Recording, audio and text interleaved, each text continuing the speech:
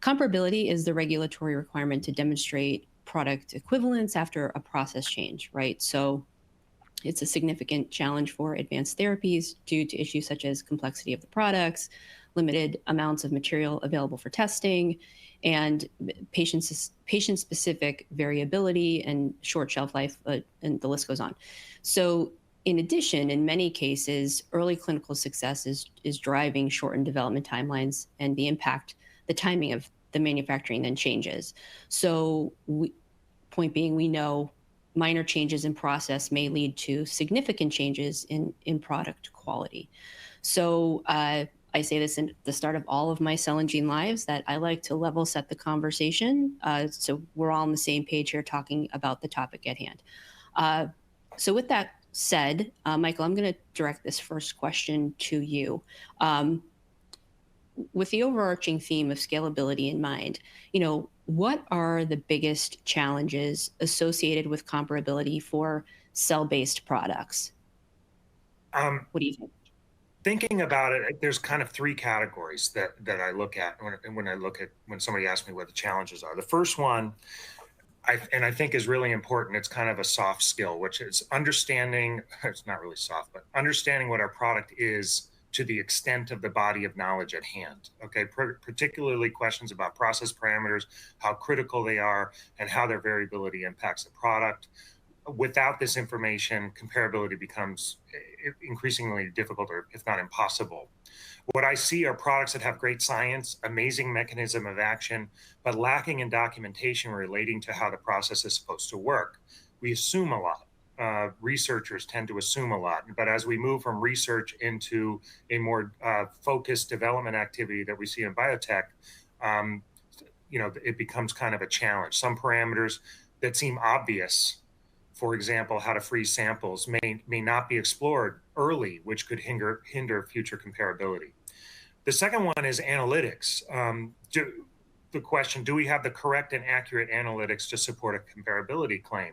And within this, we're looking at data integrity, method definition and development, and method characterization, qualification, validation requirements are all things that should be sorted out prior to any comparability exercise. What are the policies on these, for example? Analytics have to be, supportive of the body of knowledge. In other words, the methods must be able to gain data reflective of what is important to form a control strategy.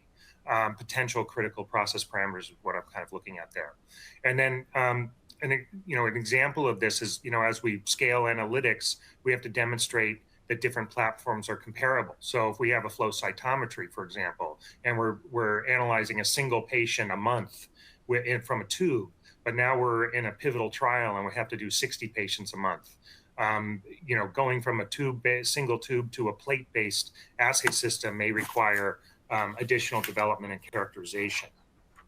And then the last thing is information sharing and problem solving, right? So ensuring that developers, product and process testers, regulatory and analytics are all aligned on what is required. I would venture to add clinical to this list as well, because translational data can be important in generating comparability claims, and also clinical protocols could impact how we develop our process, right? Regulatory interaction is another important thing in problem sharing. For those therapies designated as breakthrough medicine, take advantage of those Type B meetings or other meetings with the FDA to ensure open communication on your proposed changes. They need to know what is changing at a very detailed level, and how you as the sponsor intend to demonstrate comparability of platforms or processes is really important. Good. Okay, thank you. That was really good information. John, I want to hear from you too, especially from your tenure and experience, and also from, specifically, as it regards Center for Breakthrough Medicines from a CDMO perspective. What are your thoughts on the biggest challenges associated with comparability for cell-based products with the idea of scalability in mind? Yeah, I agree with a lot of what Michael outlined already. I think it's important to talk a little bit about where the problems arise from.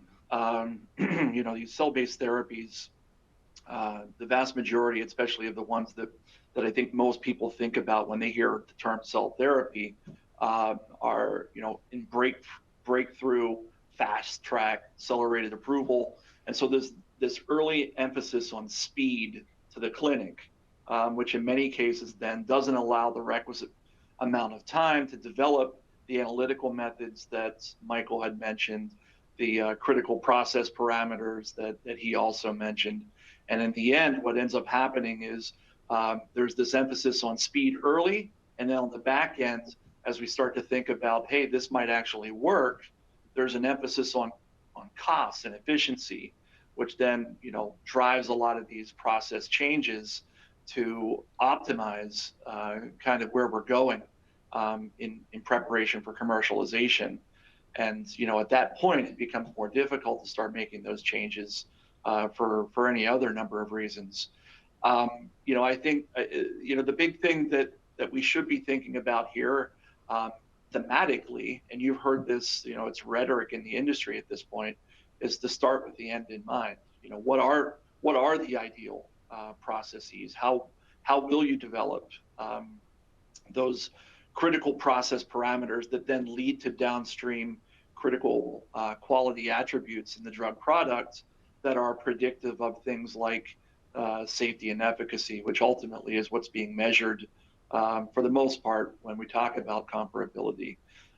So there's a lot of different variables here, and you know, another problem is around scale. You know, we talked in the previous hour that's you know, talking about how to scale in not only the allogeneic world but also autologous, and scale becomes an underlying issue here, right? Because by the time you get to phase 2, you've only made 10 patients worth of material. And as we again start to think about those CPPs that are generated along the way, they're few and far in between.